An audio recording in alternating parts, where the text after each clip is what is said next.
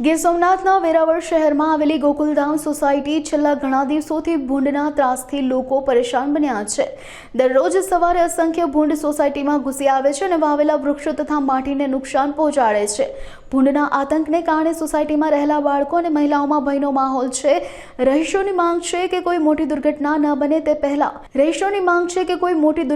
બને તે પહેલા સ્થાનિક તંત્ર આ સમસ્યા પર ધ્યાન આપે અને તાત્કાલિક કાર્યવાહી કરે।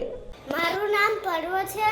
અમારી સોસાયટી ગોકુલધામ સોસાયટી છે અને રોજ અમારી ત્યાં હે ને ભૂંડડા આવે અને અમારા ઝાડવાને ખોદી નાખે એટલે અમે બહુ બુરું લાગે છે। પછી છે ને અમે લડવા પડે છે તોય આવે છે।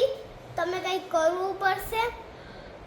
મારું નગરપાલિકાને હે ને ઈ લાગે છે કે પ્રશ્નનું દૂર બહુ